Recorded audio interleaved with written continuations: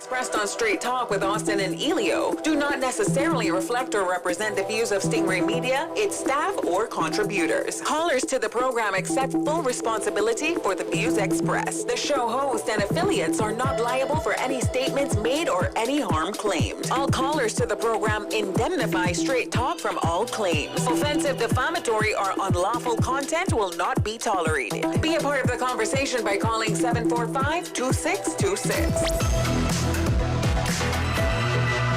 Now, here's Straight Talk with Austin and Ellio on Bobo 103.1. And hello, K-Man, and welcome to another episode of Straight Talk here on Bobo 103.1 FM. We're your hosts, Austin Harris. And I'm Ellio Solomon, and welcome to Straight Talk, home for those who love to think. I apologize for a little bit of a delay, but I guarantee it was good. It was a good reason for it. Had that little pregnant pause almost in there, had me a little bit worried. Well, I wouldn't get into any pregnancies, but yeah, I got your point. Well, good evening, K-Man, and welcome to more Straight Talk for this Thursday, the 7th of August. Wow, we're already moving through 2025 rather swiftly. Trust everyone had a good day today. I know I had a great day, and it started from last night, buddy. Now, I was thinking, what on God's green planet could have caused you to have a good night? Did it rain? The fifth time seems to be the charm with the National Weather Service. 1 out of 5 ain't bad. Like that very much. So remember that song? Two out of three ain't bad. That was Meatloaf, right? Don't get into that. So, but certainly 1 out of 5 ain't bad. You know, I'm delighted. Yes, for the fifth time in the forecast, thunder showers were predicted, and last night, finally, the weather forecast held true with thunder showers beginning. I told you they'd come through for you. You know? They would, you know. They take a little while. They're a little slow, but they get there in the end. You know, had it not rained and had we gone into a 6th day, then I would have been tempted to have picked up the phone and called the National Weather Service and said something like this. Hello, Mr. George. How much you pay for the new guy? $20? No, too much money. Too much. He's no good. He's no good operator. He's no good. He's no good. He's no good operator. I told you they're going to invite you to their Christmas party. Yeah. Well, we need to run it a little bit longer, but just based on the present, 1 out of 5 gives you that if you're a gambling man, yeah, there's a 20% chance you're right if you bet on the National Weather Service. Quite right.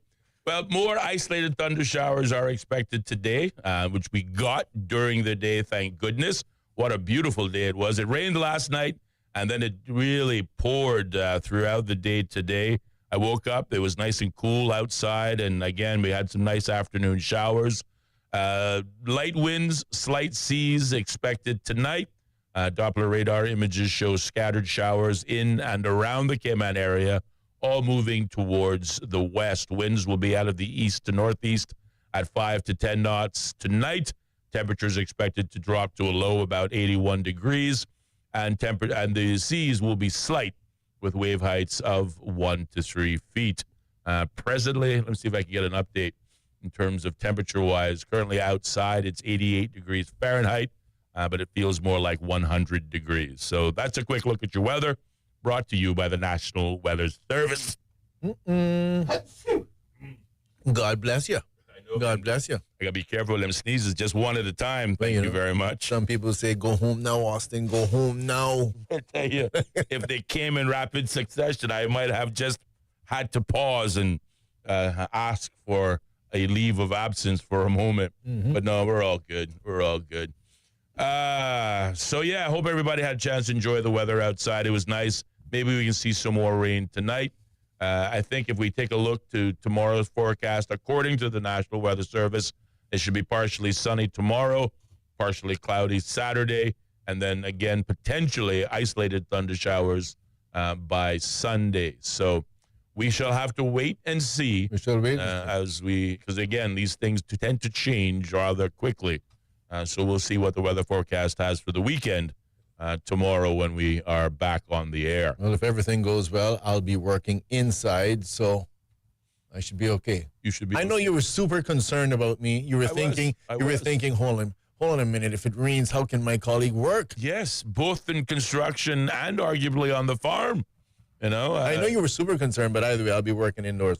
Well, I am hoping that you get some rain on the farm in East End because you know I want you to have a bumper crop summer, or at least heading into Christmas. We always need a little rain, especially on things like farms. Yeah, rain is a good thing. Yep. Just a quick reminder, we talked about this yesterday, but it's worth reminding. Nominations are now open for the Cayman Islands Tourism Association's annual Stingray Tourism Awards, which recognize outstanding contributions to the industry across all three of the Cayman Islands. The awards, now in their 22nd year, celebrates people working in the hospitality industry, including in accommodations, restaurants, water sports, the transportation sectors, as well as different categories, including Employee of the Year, Rising Star of the Year, and, of course, Manager of the Year. The deadline for the submission of nominations, which can be submitted online, will be Friday, the 22nd of August, and you can log on to surveymonkey.com/R as in Robert /Stingray Awards. And from there, you can make your nominations for persons to be recognized for their contributions as part of the annual Stingray Tourism Awards. And again, Ellio, because tomorrow's Friday, we can always expect a slight drop-off in listeners. I think maybe it might be a good opportunity now to remind listeners what we have in store for them next week, particularly as we start off the week here on this program. Many listeners will remember back in June, we started another series discussion on what it takes to build a World Cup level national football squad. And we had the likes of Coach Gilly Seymour and Coach Roy Huta Ebanks come in studios and share their passion, their viewpoint, and some of their ideas. Well, we are delighted to say on Monday, having had a chance to sample, perhaps from the grassroots side of football, on Monday we will talk to the man at the top, the man in charge of the Cayman Islands Football Association, Mr. Alfredo Whitaker. Will be our guest in studios on Monday starting at 5 o'clock, and he will be in studios to answer some of the questions, arguably maybe some of the observations made by our guests back in June, as well as one or two questions of our own, but an opportunity really to, again, not be combative, of course, but to genuinely ask the question, how can we, support the Cayman Islands Football Association rebuild? And in so doing, how do we build a national team that can continue to perform well on the international and regional stage? And also, how do we build succession planning so that we can look down the road 5, 10, 20 years in the making as we build a football program that maybe, just maybe, one day you might see Team Cayman competing at the World Cup stage. Certainly, which does remind us that we have to look out for the new Minister for Sports, see what's going to happen. Who is that now? Is that Mr. Rankin? I do believe it is Mr. Isaac Rankin again. Sports and culture, I think, is what he has. So, as always, we will, we'll extend the olive branch. We'll extend the invitation. Whether he chooses to grasp it and take advantage of the opportunity or not is an altogether different question. But the olive branch will be extended. So if you are listening, Minister Isaac, by all means. Maybe the government's been banned. Maybe they have their own parameters. They just can't step outside of them. There's a bigger player somewhere. Maybe. Well, as we say, you don't have to be in studios for us to talk about you. But it would be certainly more preferred if we could have the conversation in a civilized manner with all persons at the table. Yeah, if you're not here, your answers aren't as good. Right. Yeah. Or maybe they are better, actually, because sometimes silence can be a better answer. True. Very true. Very true. So, again, Monday, 5 o'clock, Alfredo Whitaker, the president of the Cayman Islands Football Association, will be our guest. I want to encourage you to mark it in your calendar to be a part of that conversation. Forward-looking to what could be also Thursday, could be a football week for us. We hope to have Coach Roy Huda Ebanks back in our studios, joined by at least one other person. We don't know quite yet who that's going to be, so you're going to have to watch this space. But there will be a new wellness league starting in West Bay next Sunday. Exactly. So we're going to learn what that means. I was going to say, is it co-ed? You know, what does wellness, what are you actually trying to achieve, some of the goals and whatnot.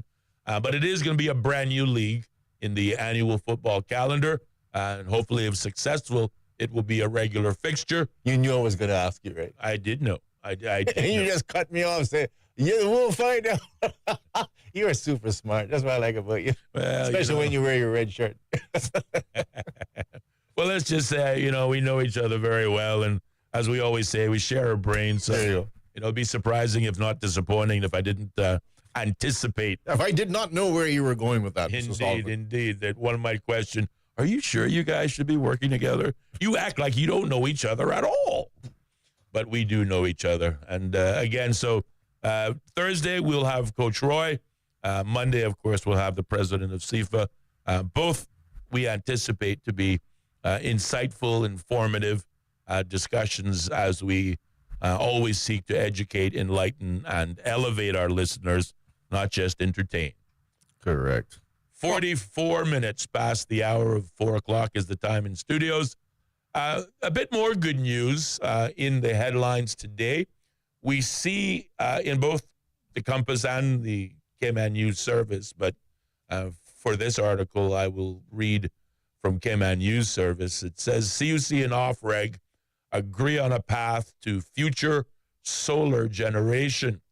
And it reads, the utilities regulator and CUC appear to have come to an agreement that will avert the need for the power provider to invest in more fossil fuel burning generators and instead pave the way for some of the firm power provision, which is part, of course, of their license obligation, to be supplied to come from green energy, particularly solar energy. OFREG said it had settled the legal proceedings that CUC had recently started relating to the dispute between the two entities over the Certificate of Need, or CON determination, which was issued by the regulator in April. Apparently, the disagreement between OFREG and CUC could have set back the Cayman Islands' goal of transitioning to green energy by decades. However, a settlement now sets out an agreed way forward for CUC to begin a competitive bidding process for the firm generation of power that it needs for the future, and to ensure that that power could, in fact, come from green energy. CUC is expected to submit a revised CON by the 5th of September with the goal of securing Grand Cayman's future firm generation needs by a fair and transparent competitive bidding process. So hopefully that should be good news for some of the solar providers in Cayman, some of those persons that we've been talking to. CREA is the one that comes to mind. Maybe this is a subject that our friend Mr. James Whitaker and others might, obviously key in on, and hopefully they will view it as a step in the right direction. Certainly we do. I mean, we know that CUC and their license has always stated that they have an obligation to provide firm, steady, reliable power that you can count on. And, really for a long time, that meant through fossil fuels, i.e., diesel burning generators that clearly, negatively impact the environment and certainly wouldn't be defined as clean.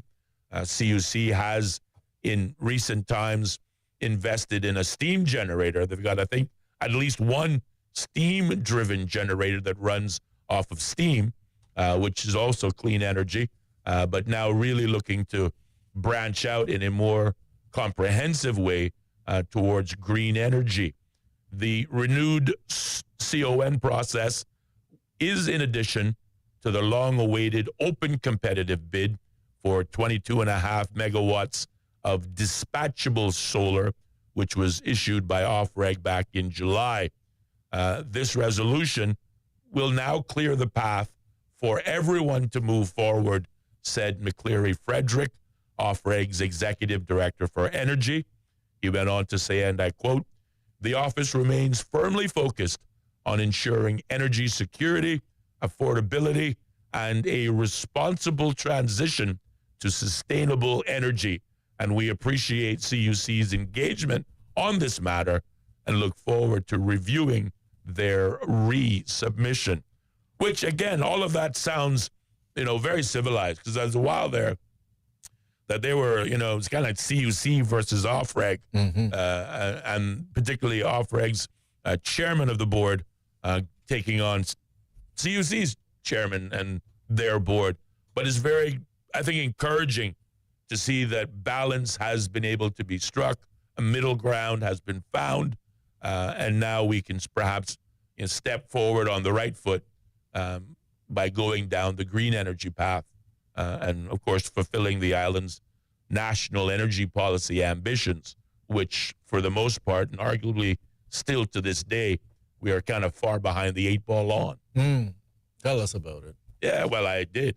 I just did. Well, I know that they were just recently we had the article that was appearing a little bit on the fight where CUC was trying to sell it. I think that they wanted to do the solar park or whatever it is, as opposed to going ahead and installing the new generators, which again I mentioned at that point in time that I think they were perhaps seeing that as an opportunity to jump in and actually get a good foot, if not control, of both alternative energy and the existing type of generators. I don't know exactly what's happening with OFREG, if that RFP has gone out and whether we're going to get someone successful in bidding on that, but hopefully that happens. Yeah. Yeah.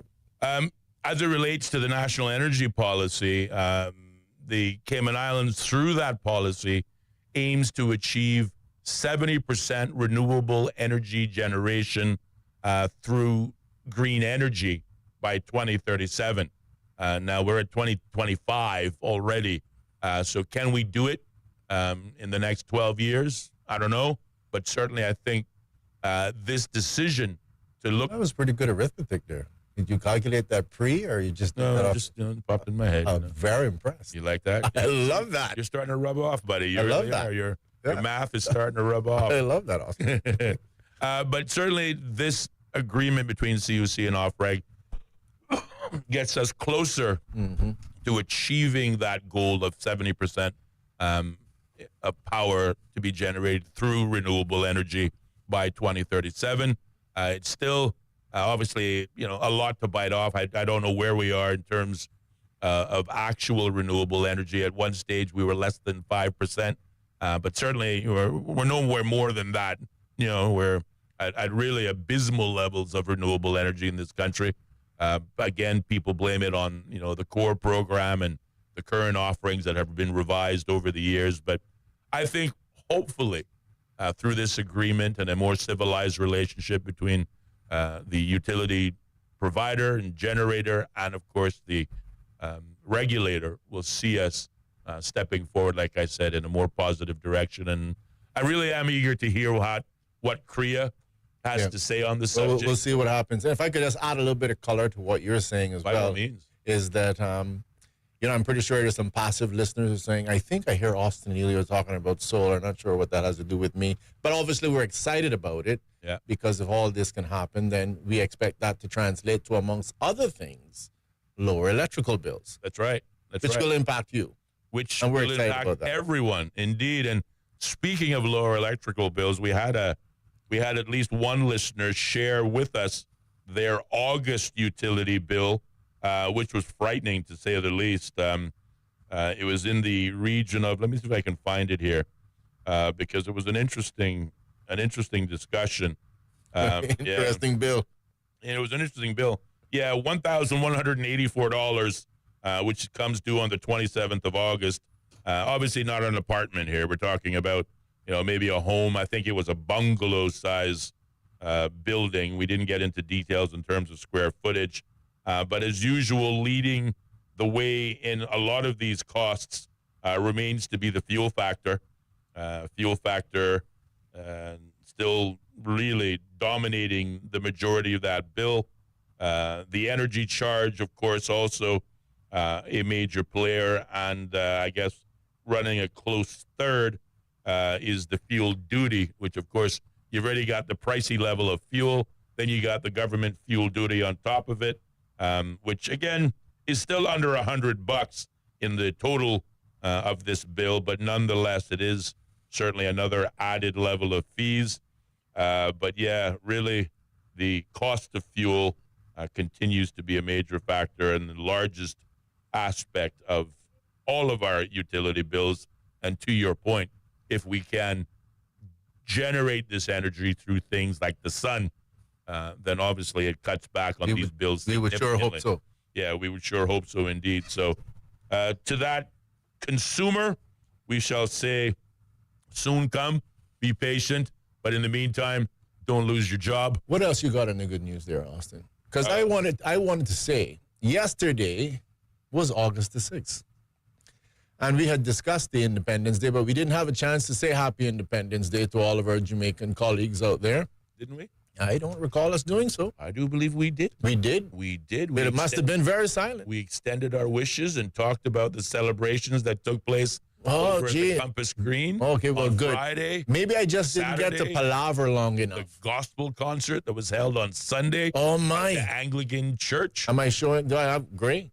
One or two, but it's hardly noticeable. Okay, well, here's what I'm saying. So we had Mr. Jordan in the studio, but I am hoping to have a little short discussion about Jamaica today, if we have an opportunity when we come back from the 5 o'clock break. Oh, absolutely. As a matter of fact, we got just about 5 minutes before we have to break up. No, start it now. But there's also a lot of things, and hopefully everybody had a chance to listen to Mr. Jordan Rivers here in the studio, because I think there's a lot of things that we can pull from that conversation as well.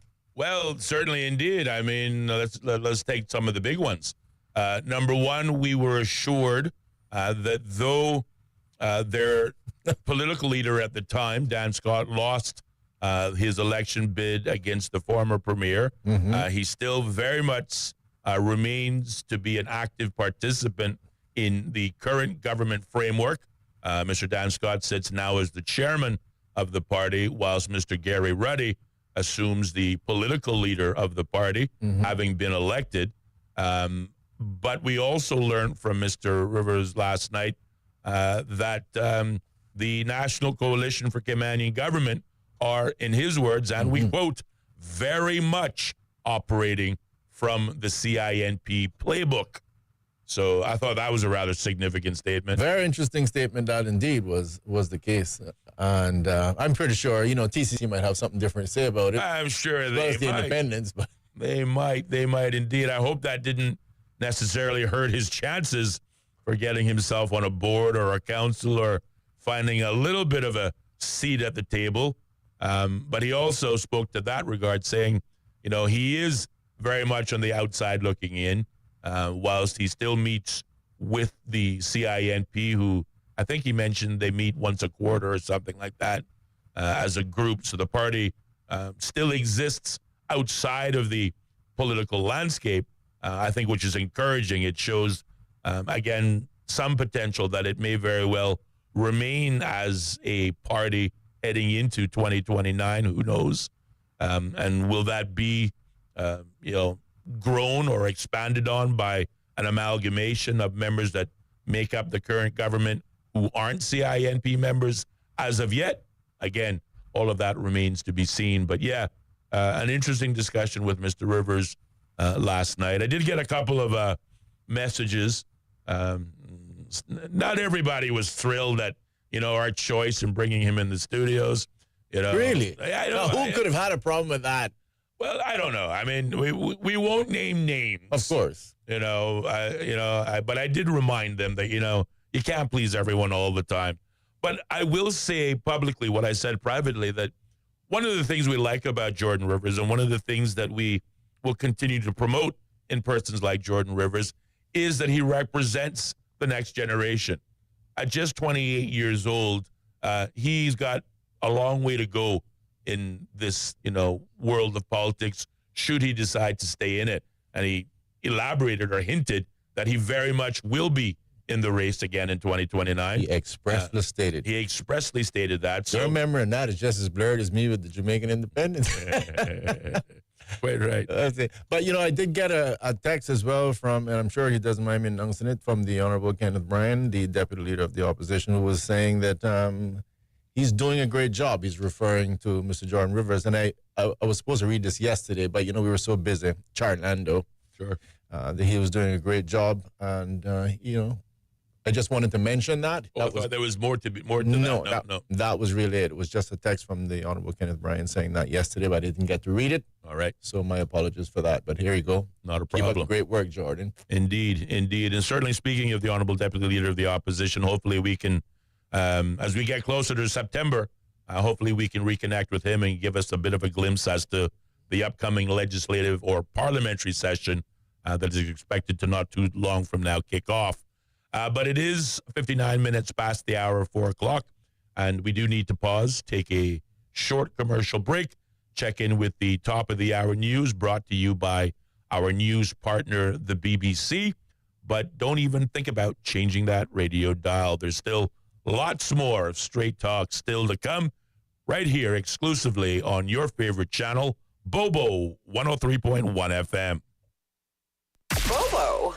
Welcome to our newsroom here in central London. We place ourselves here at a little desk right in the thick of things. OS from the BBC. We can catch the very latest news from our colleagues, not just in this enormous room, but also from our colleagues around the world. I'm in the room where they're treating children. This is a combat zone. The situation after the typhoon is very complicated. It was a very tense situation. OS from the BBC. The home of the BBC World Service. This is Bobo FM.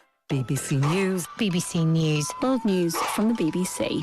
Violent clashes. Thick black smoke. A tremendous legal victory. Crucial elections. Destructive wind. A search and recovery operation. A race against time. An imminent threat. Flying a drone over a rival team's training session.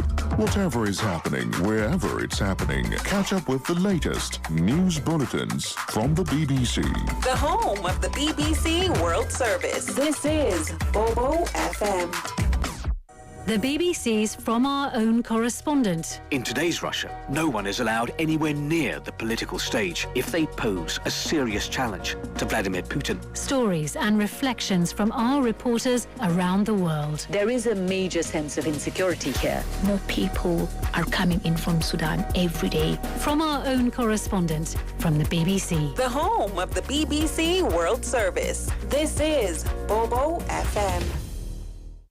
This is Bobo 103.1, powered by Health Services Authority. At Health Services Authority, they are committed to caring for you. They are Cayman's largest and longest-standing healthcare provider, offering the most comprehensive range of inpatient, outpatient, and public health services at 9 different locations across all 3 islands. Across Cayman on 103.1 FM, online, and on your smart speaker. The home of the BBC World Service. This is Bobo 103.1. BBC News with Sue Montgomery. The families of hostages held by Hamas in Gaza have joined protests outside a pivotal meeting of Israel's Security Cabinet in Jerusalem. It's been convened by Israel's Prime Minister Benjamin Netanyahu to discuss plans for the Israeli army to occupy the entire Gaza Strip. John Donnison is in Jerusalem. They've been in the room for some 6 hours.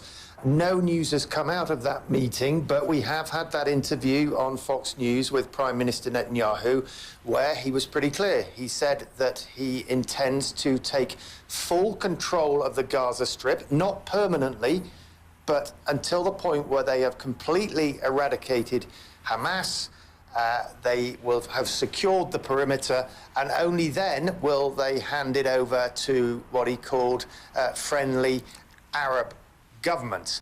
Lebanon's health ministry says an Israeli airstrike in the east of the country has killed 5 people.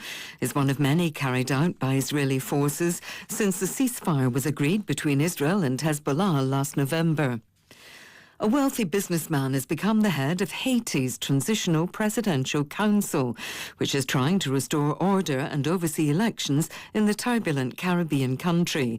Laurent Saint-Cyr called on international allies to help local security forces tackle heavily armed gangs, which have taken control of large parts of Haiti. Here's Warren Bull. Laurent Saint-Cyr is supposed to be the final head of Haiti's governing council before it's mandated to hand power to a democratically elected successor next year. But in a sign of Haiti's instability, his inauguration itself had to take place in a temporary venue because much of Port-au-Prince is considered too dangerous. A prominent gang leader, Jimmy Cherizier, has threatened to overthrow the transitional government, and on Thursday morning, bursts of gunfire erupted across the capital. A UN-backed security force led by Kenyan police deployed to Haiti a year ago, but it has struggled with a lack of personnel and resources. Donald Trump has said he will meet Vladimir Putin even if the Russian leader does not sit down with the Ukrainian president first. The meeting is expected to take place in the next few days. Steve Rosenberg is in Moscow. It's thought that Presidents Putin and Trump haven't met in years. The summit looks like going ahead, despite tomorrow's deadline set by President Trump for Russia to end its war in Ukraine. It's quite a turnaround. Almost overnight, we've gone from talking about American ultimatums and deadlines to let's have a summit. And this, Vladimir Putin will consider his diplomatic victory. With this summit, he can argue he's back where he wants to be, at the top table of global politics. BBC News. A judge in the U.S. state of Florida has ordered a temporary pause in further construction of a migrant detention center near Miami, following a case filed by conservation groups. The groups say the center threatens the sensitive ecosystem of the area and was hastily built without conducting the required environmental impact studies.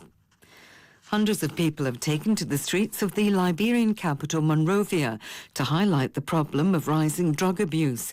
Wearing black "Say No to Drugs" shirts, the protesters marched through the rain to petition MPs. Liberia is one of several West African nations grappling with the spread of a cheap, highly addictive drug known as kush.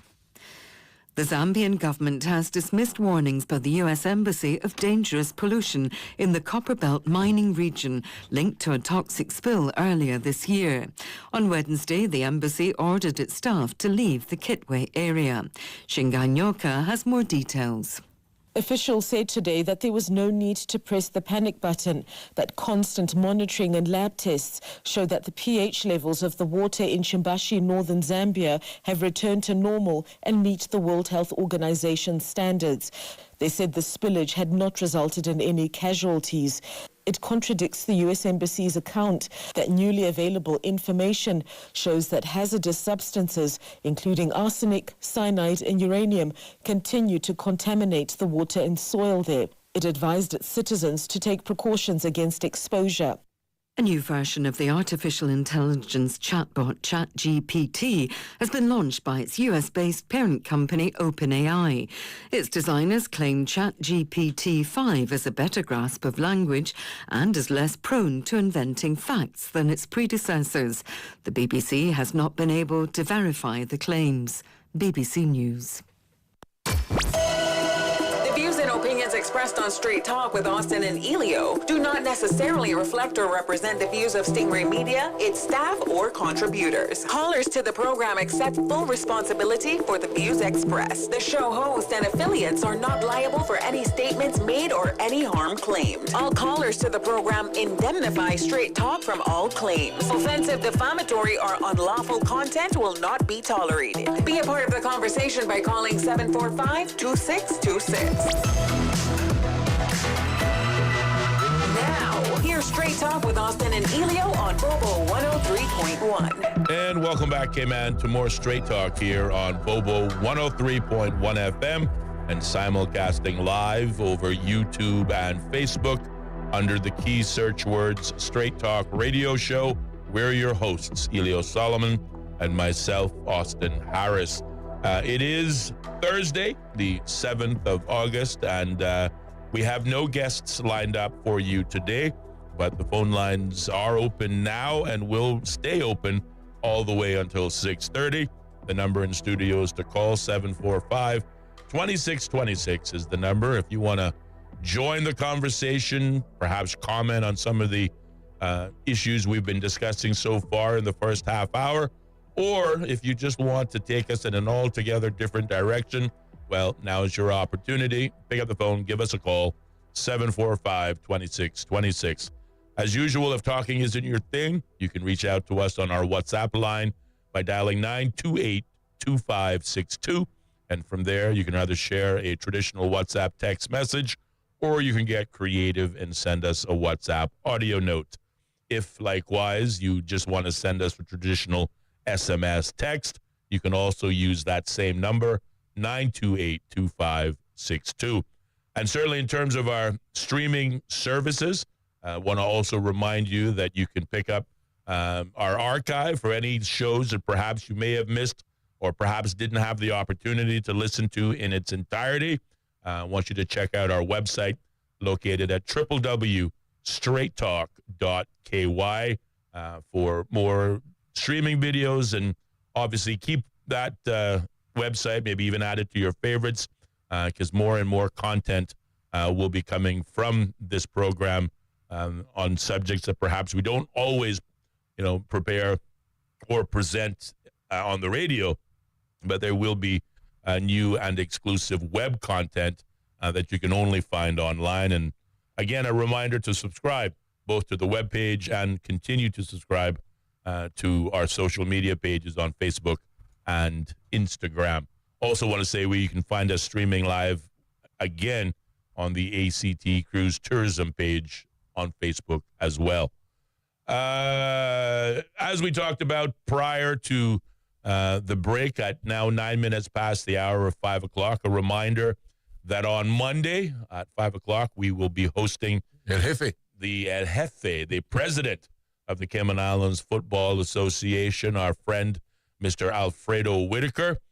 He will be our guest in studios to respond to some of the comments and or recommendations made also here on this program in our series discussions with Coach Gilly Seymour and Coach Roy Huta Ebanks, when they were invited guests to talk about what's it going to take for us to build a World Cup, world-class national football team, and how can we get there together. Certainly, both of those conversations were insightful and informative, as we say, educational, enlightening, elevating. And if you missed it, again, you can log on to our website, www.straighttalk.ky, and watch it again. Then on Thursday, again, sticking with the sport of football in the Cayman Islands, and that means soccer for the uninitiated, with the round ball, we will have Coach Roy Ebanks again in studios, but talking specifically about a new football league that is starting in the Cayman Islands next week, Sunday. And as we like to say, you will have heard about it only here on Straight Talk. Heard about it first, which we like very much. You also got something lined up for us on Wednesday, too, don't you, Ellio? Yeah, that's right.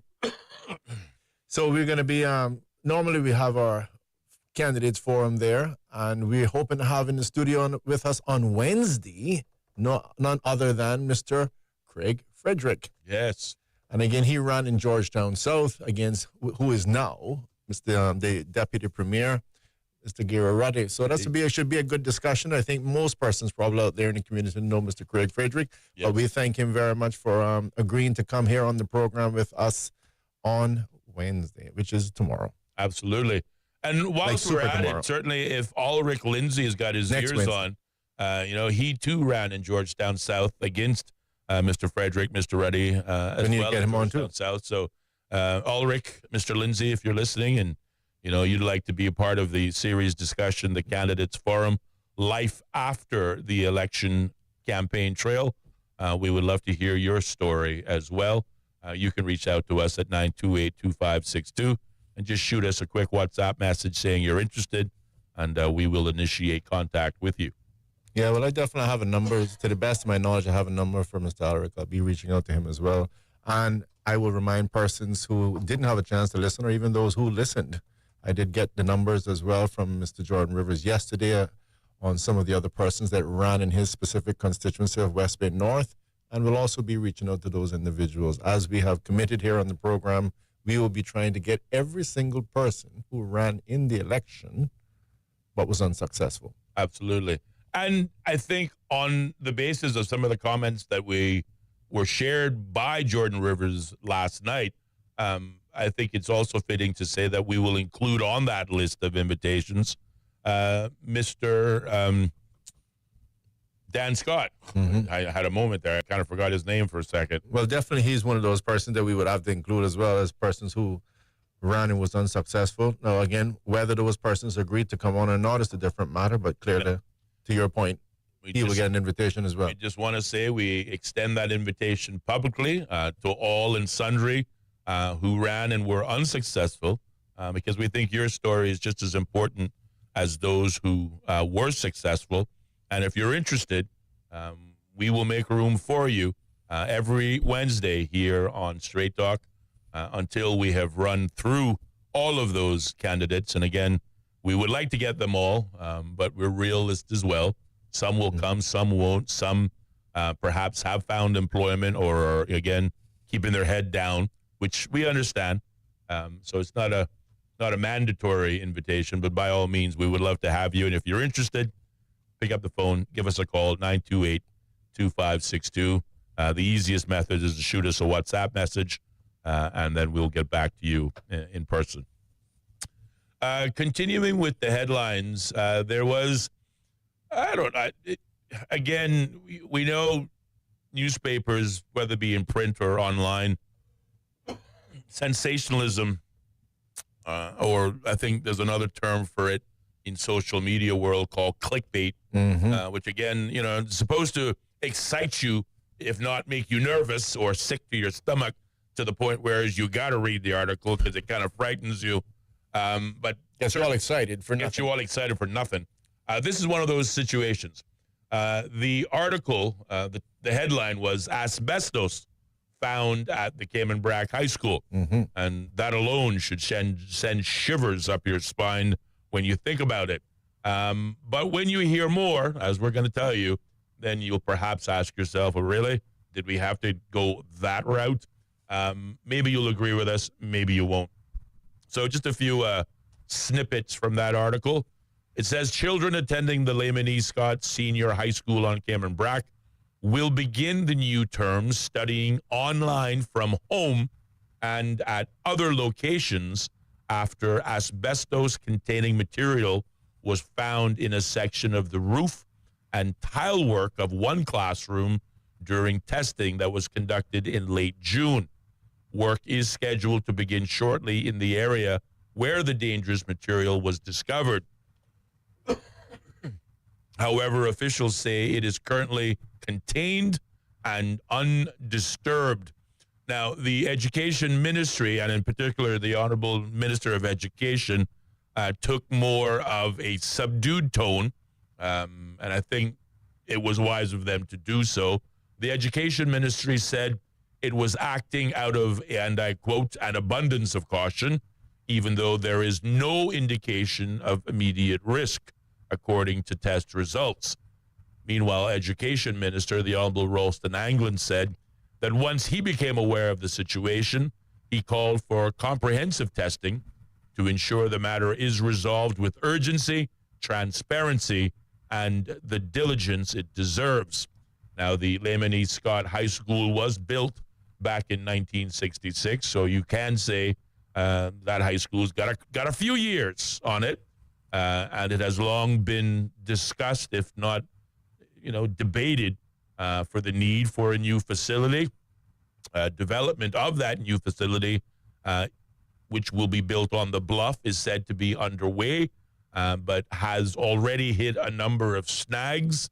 The work has been stalled this time due to problems with the very early structural work and is running well over the lavish budget set for the project. And really, this is an example of our ongoing conversation in terms of the kind of restrictions that are placed on the National Coalition for Caymanian Government in terms of being able to deliver on projects, whether they be identified as priority projects or perhaps they may have been identified as projects that were promised on during the campaign trail.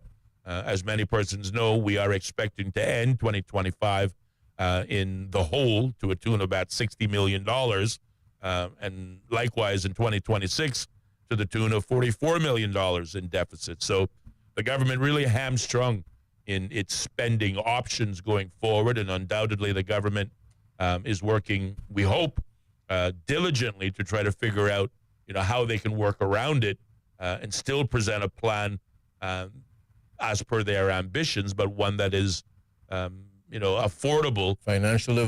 Financially viable, indeed. Now, the Lehman E. Scott New High School has suffered its own negative share of criticism. As you recall, it certainly started out with estimates of about $25 million for building it.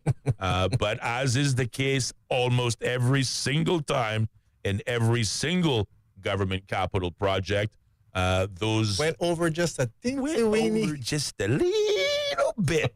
Going anywhere from 45 to $60 million over budget. And that figure is rising, as we say, rising like the tide in Cayman Brack. Think about, how do you go from 25 to potential to 60 million? That's like, 3 times the amount, like 300%. It's easy to see. I mean, we saw it on the Clifton Hunter and North Side as well. You start off with the legitimate need that we need new facilities. It's just whistles and bells? You start out with a standard structure, 4 walls, a roof. Yeah. You might get creative. Certainly on the Clifton Hunter side, we had roofs that, looked more akin to ski jumps than they did their traditional 4 square walls, whatnot. And certainly Clifton Hunter did win a number of architectural design awards. Yes, it's worth it. Which, again, always seems to be, the unspoken goal of a lot of these projects, and the architects that get involved, want their name and their design to live on in perpetuity. At your expense. But at the taxpayer's expense. So it's easy to see how these things mushroom out of control. And yes, there are add-ons, the gold plating that occurs. And, let's not just leave it to the architects. The politicians themselves, want to ensure that, their fingerprints, are, made part of the formal infrastructure so their legacy can live on as well. Ego. And that has a price tag as well.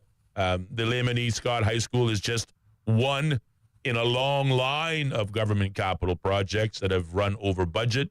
And I don't believe for a minute that this price tag of $60 million will be where it will settle at. I'm thinking that, we're not going to stop until we hit $100 million. A little further north. A little further north, indeed. But again, it started with a $25 million project estimate and has since gone as high as $60 million. Again, and $60 million is where Minister Ralston Anglin, who's both Education Minister and Minister of Finance under the current evolution of the government, says he believes there is room to bring it in line with $60 million, which again is already a significant increase from where it started. But just if I can jump in, speaking about this Lehman Scott, is it high school or just school? Because I think that's high school. Lehman E. Scott High School. Lehman E. Scott High School. E. Scott Senior High School. Right. Correct. That is correct, because there is a junior Lehman Scott. So junior, yes. The Lehman E. Scott Senior. My former constituency of Prospect. He was in your constituency? Mm-hmm. Okay. I'm sure he voted for you. Well, I don't know about that. Okay. All right. We digress. So bottom line of it is that, here in the asbestos argument, I heard that same thing at the old, I don't even know what to call these now. Was it John Gray? Yeah. The one that I went to at some point in time that used to have a simple name like Cayman Islands High School? Yep. That was the reason for tearing down the hall there, right? The big pavilion piece. Yep. Apparently that couldn't be saved. And I'm just wondering if that's the new trend now. You need to tear the building down, and you want to get past people's memorial attitude and sentimental situations. Mm-hmm. We now say it has asbestos and we knock it down. Right. Now, because if you're going to say you're going to knock it down because it has asbestos and clearly the kids can't be in there, I'm just wondering, Does the government not understand that possibly they're opening themselves up to risk? I mean, how many kids have passed through there? Are you going to be able to get a claim now for, some asbestos problems for adults like myself? Right. Well, I who can has answer suffered that. as a result of having to go to that school often. Well, the Kamloops High School argument, certainly there may be room for it. But when we look, again, the devil's in the details, they say. And this is where I question the headline in the media because the accompanying report, which was put out by CIH Environmental Solutions out of Miami, Florida, did a report, or they call it a survey, the sampling of airborne fibers at Cameron Brack High School, survey date June 23rd, 2025. And it's just about 12 pages long, so not necessarily a book, but insightful reading nonetheless. And in the executive summary, this is what it states. The results of the airborne fiber sampling were below the OSHA PEL levels. The evaluation process was carried out on the 23rd of June, 2025. And during this period, air sampling was carried out with the following quantities. In the music room, 1 sample was taken. In the hallway, 1 sample. The copy room, 1 sample. And the carpentry storage room, 2 samples. But in the conclusion, they found the results of the air sampling for asbestos fibers were considered acceptable. So nowhere near the critical stage, arguably below OSHA standards, which would suggest that theoretically, you could bring students back to school. They're not at any real risk of, inhaling the fibers of asbestos and running any kind of legitimate health risks. And again, this is where I say that the government's response was more toned down. They could have gotten excited about it, but it wasn't. It matched the reality, saying that it took its decision out of an abundance of caution, which I think still at the end of the day was the right choice. But when you see a headline that says asbestos found in the high school, you ask yourself, was that headline necessary, which undoubtedly sends chills down, well, in the first case, parents of any student that has plans to attend the Lehman E. Scott High School in the upcoming, the fall term, but also likewise to the students who are saying, well, you're going to have to begin school by, doing it from home and online, which of course only brings back memories of COVID, which also isn't comforting. So I asked the question, on the one hand, was it necessary for those headlines which do not match the findings from that report? But then likewise, and again, putting on my political hat or my political pundit's hat, one has to question the timing of the release of this report and this headline. Is it necessary to maybe frighten the listening audience a little bit so that we can then get support for this very excessive and lavishly spending high school at a time when we can least afford it? Don't get me wrong. I'm all for building, schools and certainly enhancing them, modernizing them.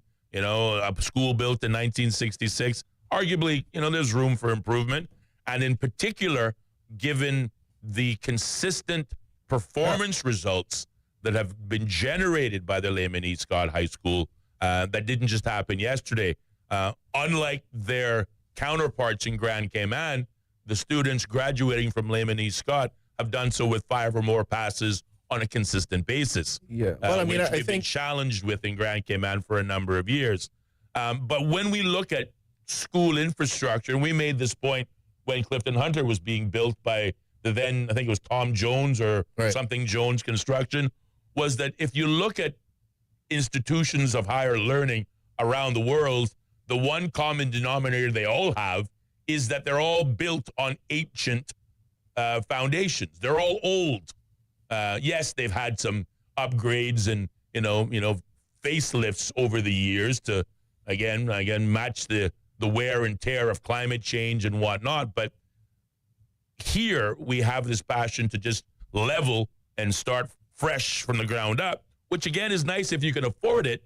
But when you're sitting on a deficit budget and a deficit year-ending taxpayer balance, maybe a $60 million high school won't necessarily fall high on the priority table, but again, that's for the government to decide. Well, I think we're arriving at the same spot. How much time do we have now, Mr. Harris? You got about just over a minute and a half. Well, I think it was at least a quote that was attributed to Winston Churchill, which said, first we shape our buildings, and then our buildings shape us. I think part of the reason why we knock down everything, and whether that be the glass house or whatever, is we don't really have much gravity in terms of Caymanian culture. We have assimilated just about everybody else's, quite frankly, as far as I'm concerned.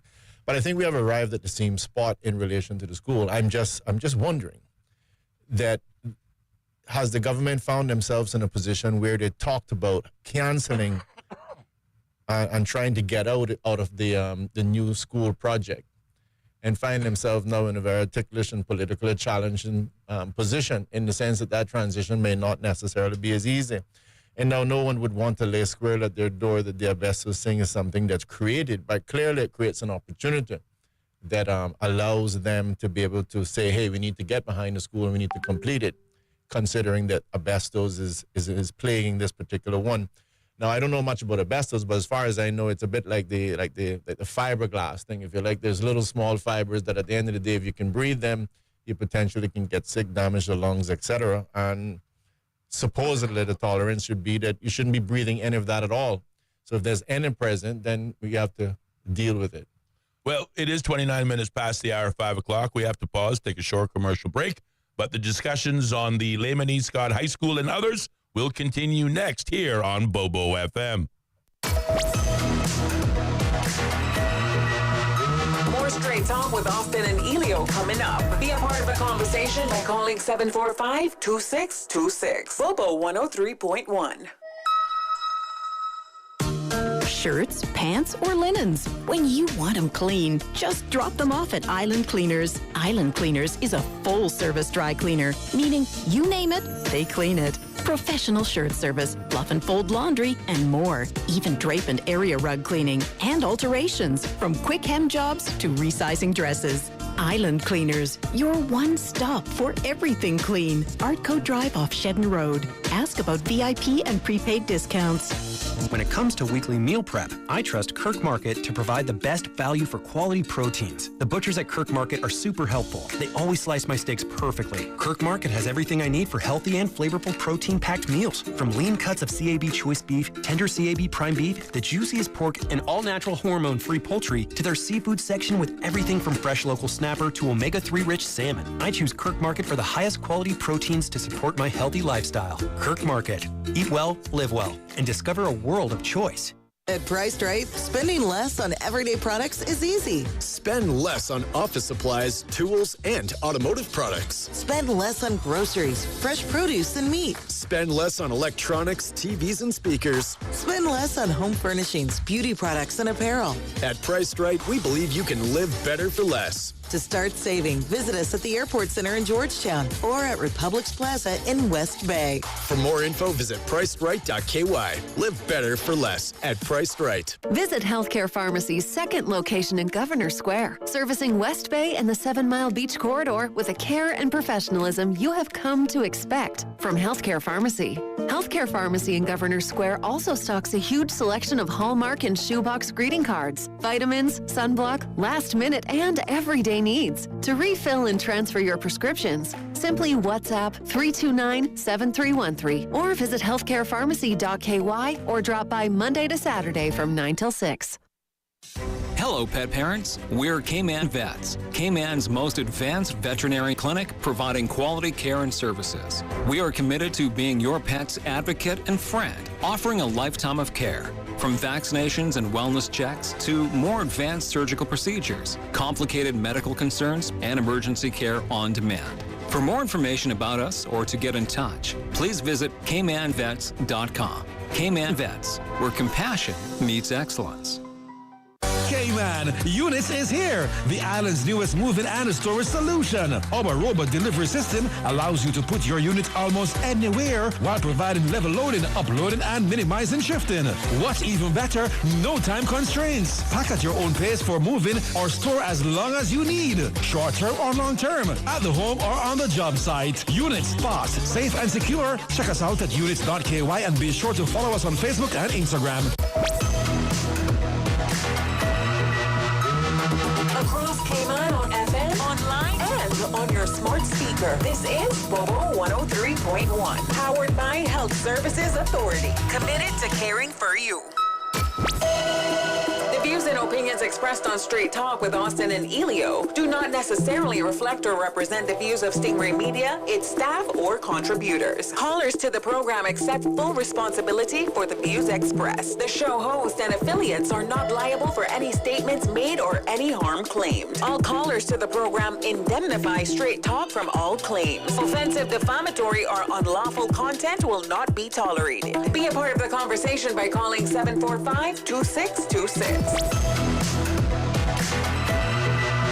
Now, here's Straight Talk with Austin and Ellio on Bobo 103.1. And welcome back, K-Man, to more Straight Talk here on Bobo 103.1 FM and simulcasting live over YouTube and Facebook. We're your host, Ellio Solomon, and myself, Austin Harris, as we continue another segment here on the program at 33 minutes past the hour of 5 o'clock.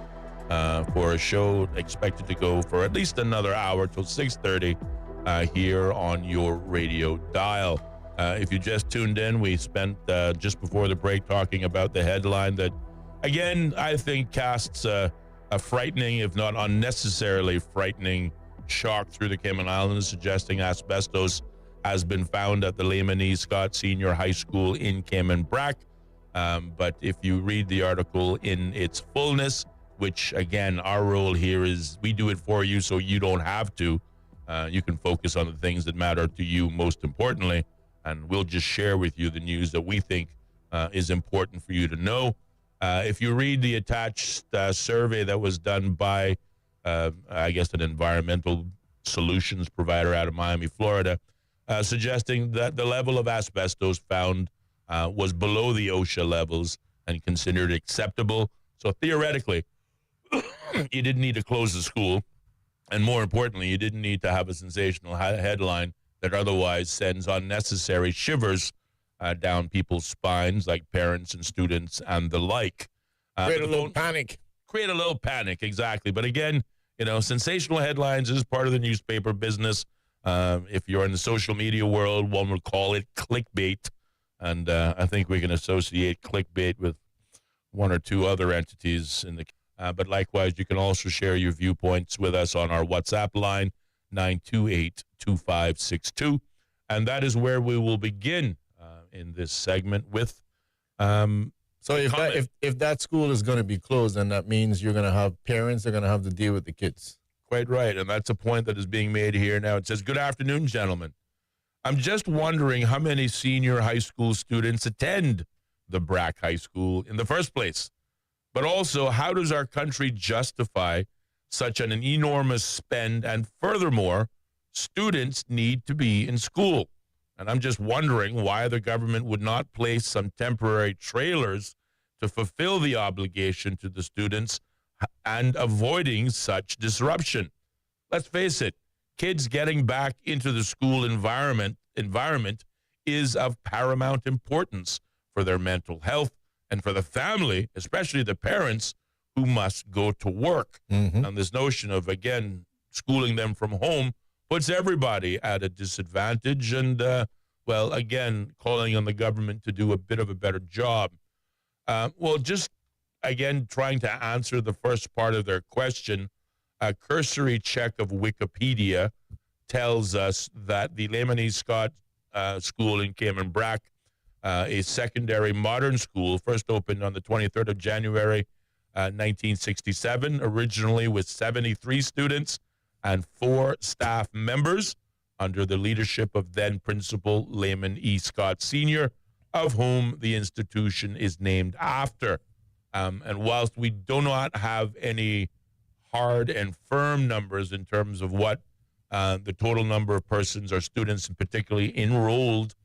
In the summary section of Wikipedia, it says that enrollment stood at around 170 students, with the average class size of 18 students per classroom.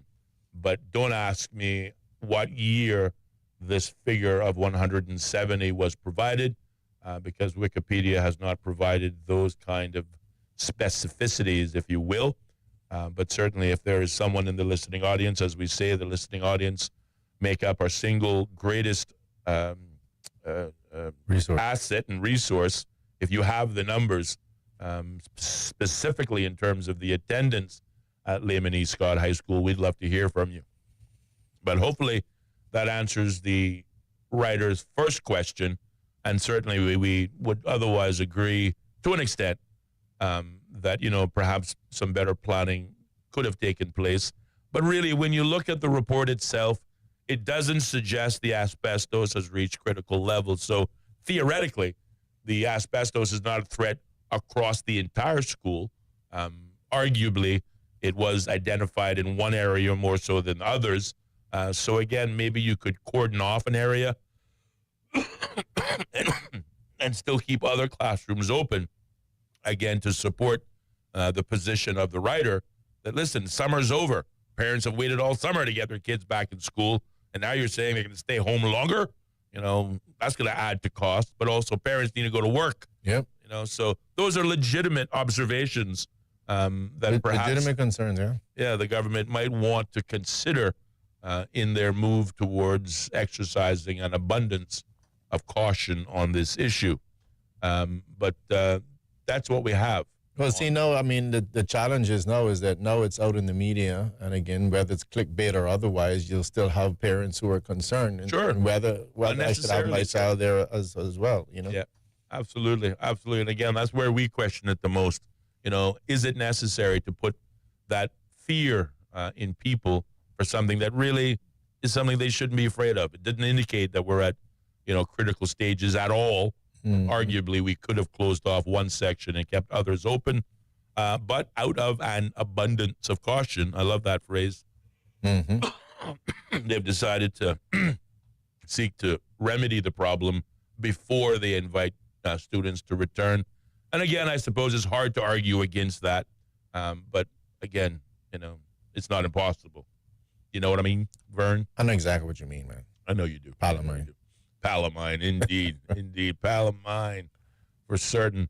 So you had something that you wanted to share with the listening audience, and we have time to play it now. Okay, well, I'm not going to play that right now, though. No. I wanted to chat a little bit about this Jamaican independence, because first of all, again, kudos to them. Congratulations, August 6th, Independence Day. But I'm pretty sure you saw a lot of the chatting that went on the, I don't know what to call it now, ACT group. Did you see all that? I did. I was really A, surprised, and B, to be completely frank, disappointed by a lot of the remarks from persons that arguably I thought better of, to be honest. Well, the fact of the matter is that if you listen to any one of these chats, I mean, I've been in some of them, whether it's Red Bay chat, South Sound chat, there's a lot of disappointment. Mm-hmm. But I just wanted to chat a little bit about it because, first of all, what caught my attention on this issue particularly was the sort of comments that Jamaica had went independence and that's why they failed, and the list goes on. And I just don't think that quite accurately captures things. I know it's very easy for us to just blame politicians for everything, mind you, Yeah. But to the test of some of my favorite persons out there, I'm pretty sure that they'll find my comments interesting. But I wanted to highlight that a couple of things, and I'll just use one example of the challenges that was had. If persons remember, it was again in the late 50s or in the 50s, definitely, that you would have had the whole issue of the formation of the European coal and steel community. Around that time, the UK would have been having a lot of financial challenges. Yeah. And this is why many persons will see that a lot of the territories that went independent, I am pretty sure, where I was not in the room, I'm sure there was an encouragement let's put it this way. If the UK wanted us to go independent, there would be a lot of encouragement in the room, and it would happen. And so you'll see that Jamaica got its independence in 1962, and Bermuda went as close to being independent as one can get. And I think having a constitution that the UK has stated that they would not give to any other territory. And I think that happened in 1968. But I wanted to chat a little bit just to show you some of the exploitation, if you like, that took place under the British in Jamaica. Because it seems as if, you know, some people actually believe that the sun shines out of the orifice of the British, you see, or the British government. And that the colonialization and the exploitation of the British and other territories only ever happened in Africa. This doesn't happen anywhere else in the world. It didn't happen in Canada, didn't happen in America, nothing. And by the way, you will notice many persons, and again, including our own, will conveniently refer, for example, to Jamaica when it comes to going independent. You'll never refer to America when going independent. Well, there's a big difference. First of all, even when the European nations accumulated themselves, I think back in 1887, something to that effect, America was at the table with the British in terms of dividing up Africa. The only bottom line is they weren't a big player like they are today. But I want to just share with you, I made some notes, and hopefully the public will find it interesting, in its relation to bauxite. Now, many persons will know that bauxite is a mineral you take out of the ground, just like how we hear about minerals being taken out in Africa. Today, it's all about the one there, cobalt and stuff for making batteries. That's sort of the new one. Of course, gold has been around forever, and everybody knows that one, loves that one as well. But in this particular case, it's bauxite, which was necessary for the creation of, amongst other things, aluminum. Now, in the 1940s, 1950s, the British colonial government signed a major bauxite agreement. The British, with Reynolds Metals in the United States, Kaiser Aluminum in the United States, and Alcan in Canada. And that these deals particularly gave away Jamaica's bauxite. Tiny royalties paid to Jamaica as low as $1.61 per ton. Wow. In the early 1970s. Now, I want you to just listen to the rape here. Tax concessions and export rights were granted to those companies. The ability for them to engage in tax concession and export rights granted to the companies. No local processing was required. Raw bauxite was simply extracted and shipped out. Now, I want you to understand that these are the persons sitting at the epitome of, you know, good governance. You know, the same ones running Cayman, because they did no evil, do no evil.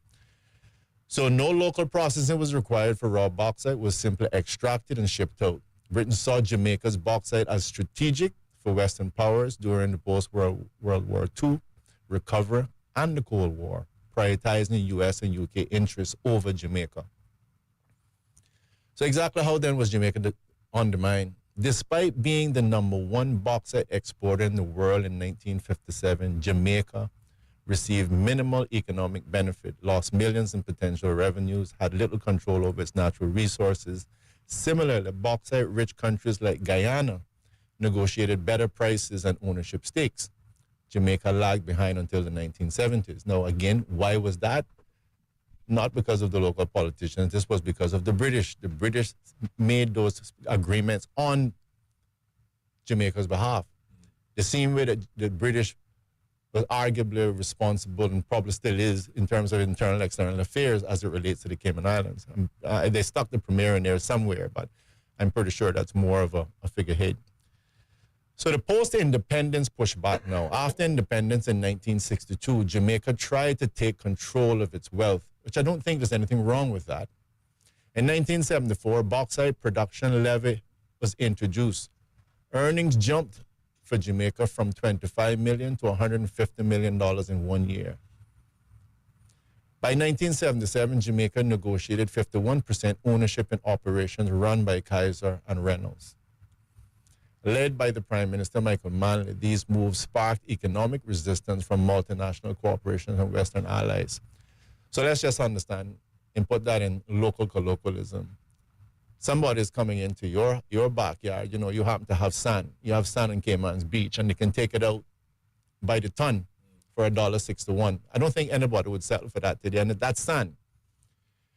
And so you take power and you say this is not fair, what's happening to our country.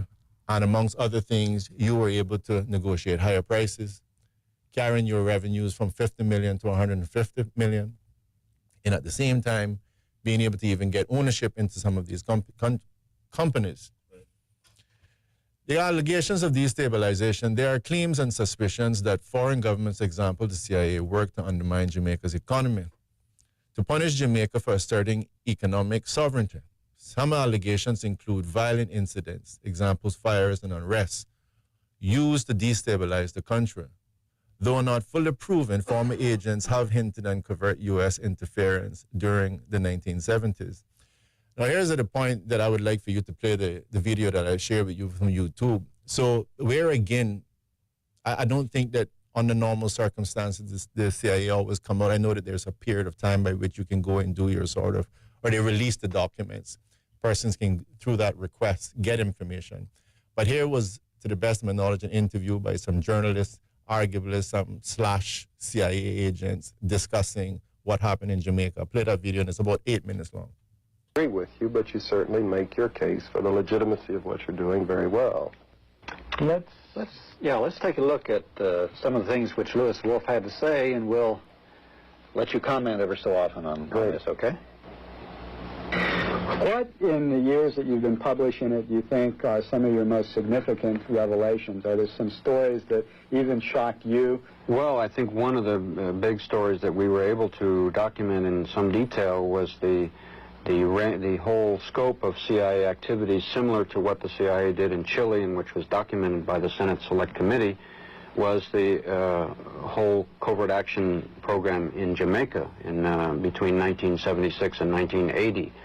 And we did a great deal of research into that, and we discovered in many ways, a very similar program, almost a classic model that was followed along the lines of what they did in Chile, including three major categories: military, paramilitary activity, the use of propaganda in the media, and the third one, which was economic warfare, using the multilateral organizations, the International Monetary Fund and others, to withhold loans which had been promised to the Jamaican government.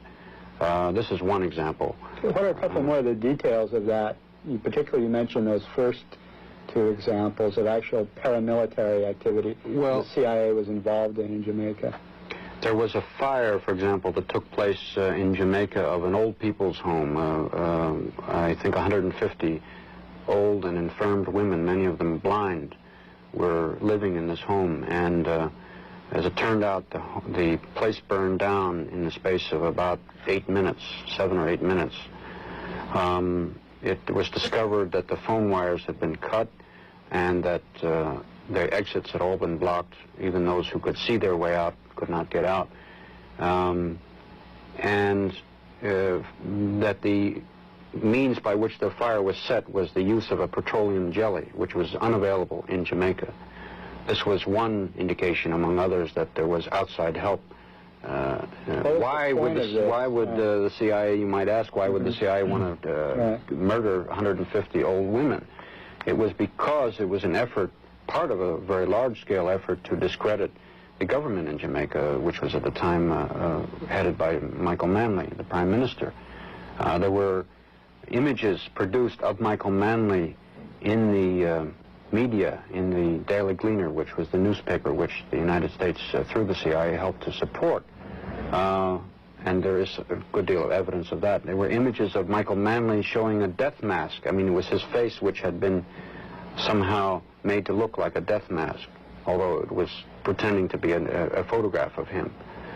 And there were many ways to try and discredit him. This is very, very similar, in fact, to what the CIA did to try and discredit Salvador Allende in Chile. If you remember, Richard Nixon instructed the CIA in a meeting which was in 1970 in the White House, and there was a document in the Senate report which is reprinted, and he said, "Make the economy scream." Those were his words.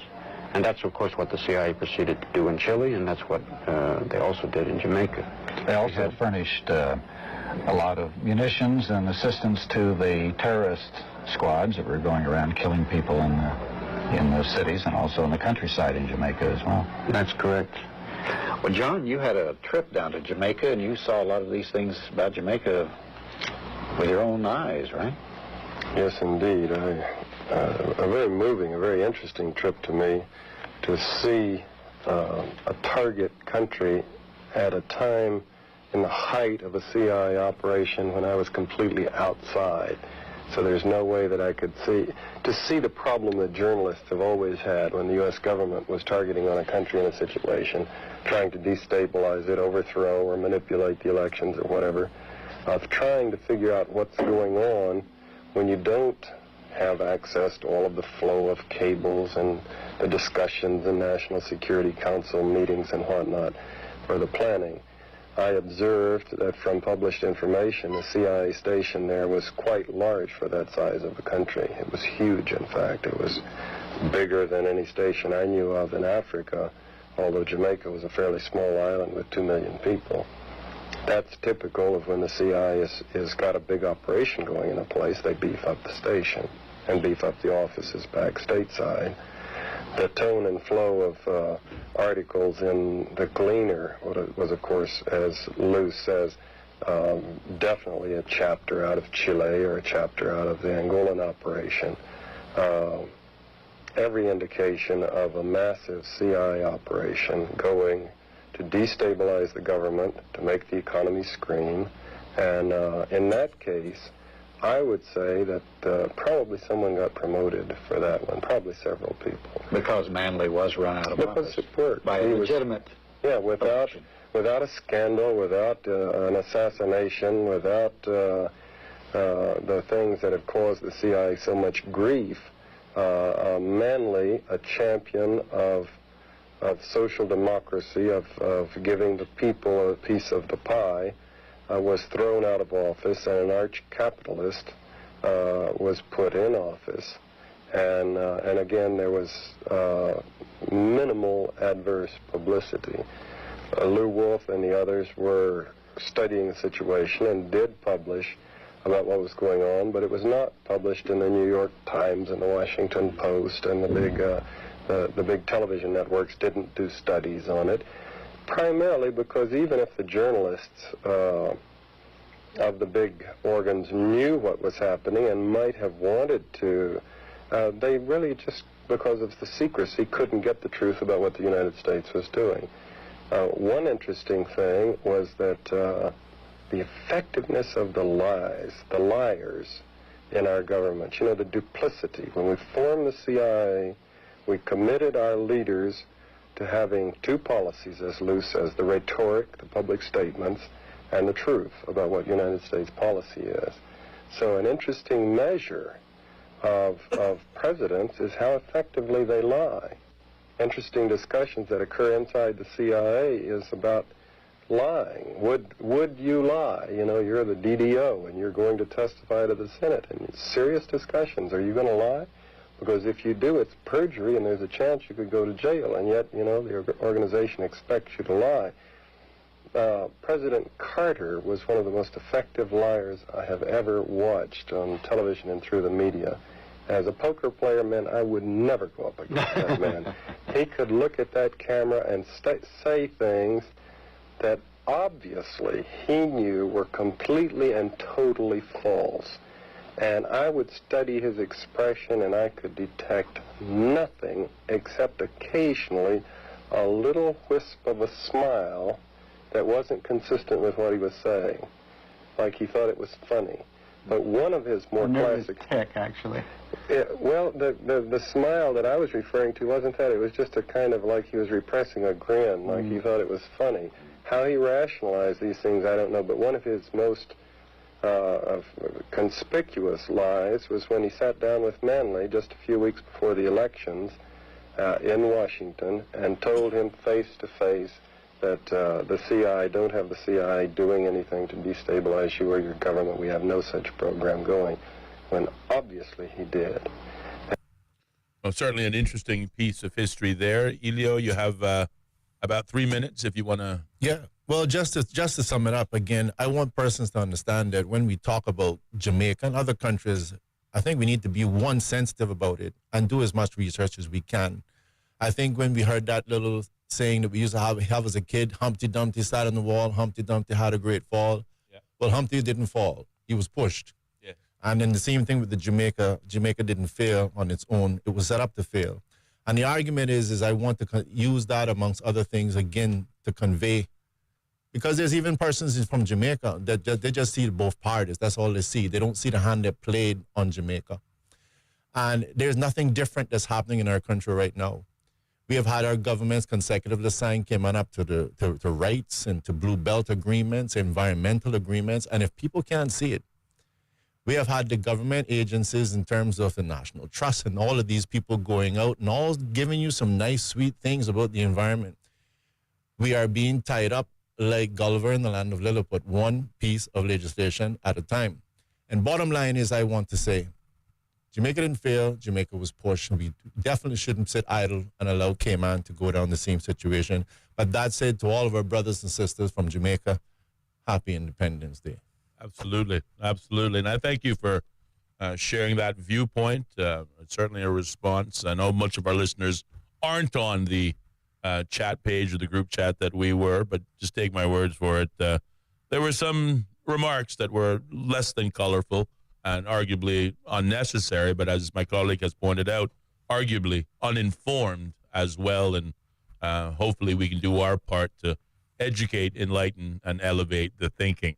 59 minutes past the hour of 5 o'clock is the time in studios, and we once again have to pause, take a short commercial break, check in with the top of the hour news, brought to you by the BBC, our news partners.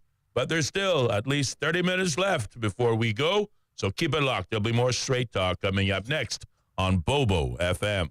Bobo. How can we understand the world better? The BBC World Service is a window onto the wider world. The vantage point from which to survey a new horizon. News, reports, and analysis from around the world. Stories we think matter. Different people from different societies. We get to the heart of global issues. News, stories, and global perspectives from the BBC World Service. The home of the BBC World Service. This is Bobo FM. The BBC is the world's most trusted news source. And Bobo 103.1 is where you'll find the BBC World Service. BBC News, the world news from the BBC. And the home of Cayman's most listened to talk shows. That's right, folks. Everyone is telling their mama about the cold hard truth. And welcome to Straight Talk. I'm your host, Austin Harris. And I'm Ellio Solomon. Across Cayman, on FM, online, and on your smart speaker. This is Bobo 103.1. Welcome to our newsroom here in central London. We place ourselves here at a little desk right in the thick of things. OS from the BBC. We can catch the very latest news from our colleagues, not just in this enormous room, but also from our colleagues around the world. I'm in the room where they're treating children. This is a combat zone. The situation after the typhoon is very complicated. It was a very tense situation. OS from the BBC. The home of the BBC World Service. This is Bobo FM. This is Bobo 103.1, powered by Health Services Authority. At Health Services Authority, they are committed to caring for you. They are Cayman's largest and longest standing healthcare provider, offering the most comprehensive range of inpatient, outpatient, and public health services at 9 different locations across all 3 islands. Across Cayman on 103.1 FM, online, and on your smart speaker. The home of the BBC World Service. This is Bobo 103.1. BBC News with Sue Montgomery. The families of hostages held by Hamas in Gaza have joined protests outside a pivotal meeting of Israel's Security Cabinet in Jerusalem. It's been convened by the Prime Minister, Benjamin Netanyahu, to discuss plans for the Israeli army to occupy the entire Gaza Strip. From Jerusalem, Hugo Bashega reports. In an interview with Fox News shortly before the meeting, Benjamin Netanyahu confirmed that Israel intended to take full control of Gaza, but suggested the country didn't want to keep it. Instead, Israel would hand it over to Arab forces, but he didn't give details. His plans to expand military operations have been criticized even by the military leadership. The head of the army said a full occupation of Gaza would be a trap, endangering the lives of soldiers and of the 20 hostages who are believed to be alive. A wealthy businessman has become the head of Haiti's Transitional Presidential Council, which is trying to restore order and oversee elections in the Caribbean country. Laurent Saint-Cyr called on international allies to help the local security forces tackle heavily armed gangs, which control large parts of Haiti. Warren Bull reports. Laurent Saint-Cyr is supposed to be the final head of Haiti's governing council before it's mandated to hand power to a democratically elected successor next year. But in a sign of Haiti's instability, his inauguration itself had to take place in a temporary venue because much of Port-au-Prince is considered too dangerous. A prominent gang leader, Jimmy Cherizier, has threatened to overthrow the transitional government, and on Thursday morning, bursts of gunfire erupted across the capital. The Greek Minister for Migration says the number of migrants arriving on the island of Crete has dropped significantly since the government suspended asylum hearings for new arrivals in July. Thanos Pleveris introduced the measure because of a dramatic increase in migrants crossing from Libya in the first half of the year. Donald Trump has said he will meet Vladimir Putin even if the Russian leader does not sit down with the Ukrainian president first. A face-to-face meeting between Presidents Trump and Putin is due to take place in the next few days. John Bolton was Mr. Trump's national security advisor during his first term. He believes that excluding Volodymyr Zelensky is a win for the Russian president. My guess is that Putin has already communicated something to Steve Witkoff, Trump's personal friend and envoy, and may arrive at this first meeting, if it happens next week, with something like a Russian peace plan that he can say, you know, Donald, I'm so serious about this. I've spent time writing this. I hope you find it acceptable. Would you please present this to Zelensky, knowing full well that when he does, Zelensky will probably reject it. World News from the BBC. A judge in the U.S. state of Florida has ordered a temporary pause in further construction of a migrant detention center near Miami, following a case filed by conservation groups. The groups say the center threatens the sensitive ecosystem of the area and was hastily built without conducting the required environmental impact studies.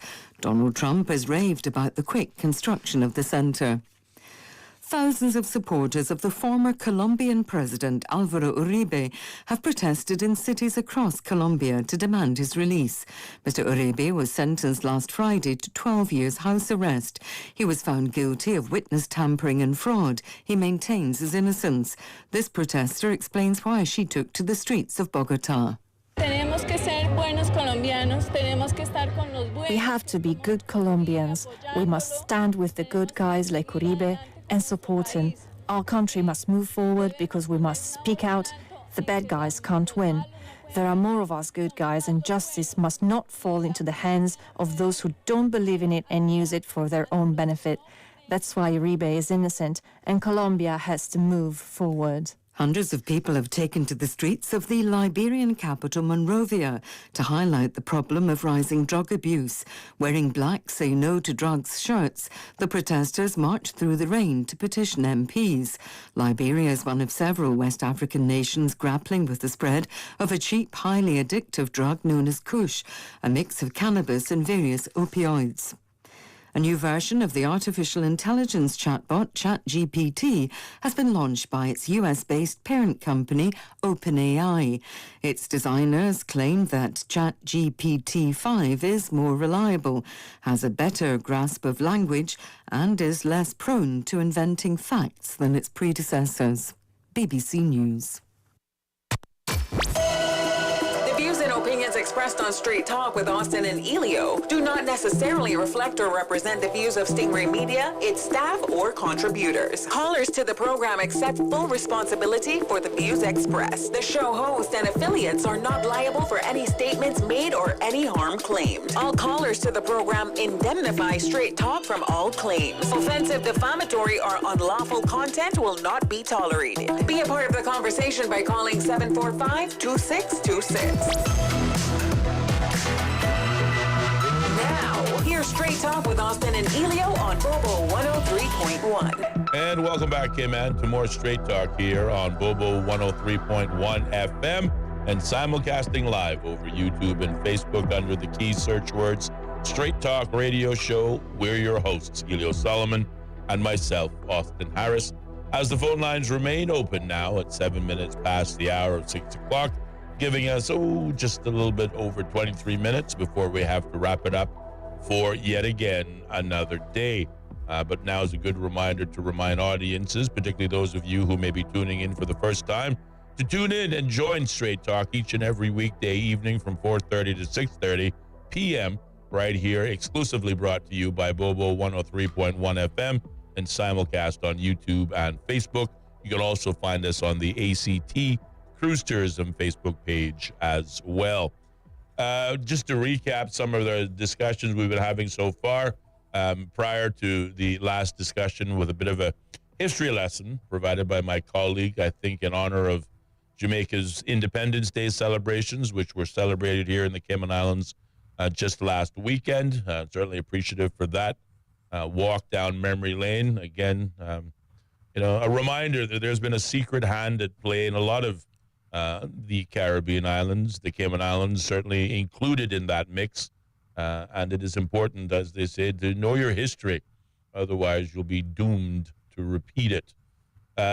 Taking a look at some of the other stories that we've been discussing, of course, taking the last one first, the asbestos found in the Cayman Brac High School. We argue that the headline is more sensational than the facts itself, but the government taking no risks, no chances, suggesting that students who will begin the new school year will do so from the comfort of their own home as they continue to try to clear the asbestos that was found in certain parts of the roof and tiles in the school there on Cayman Brac.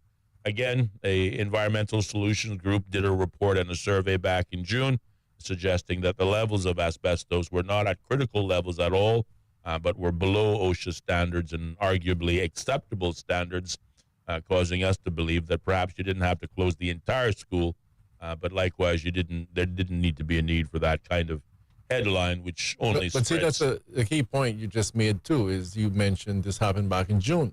Yes. In terms of the report.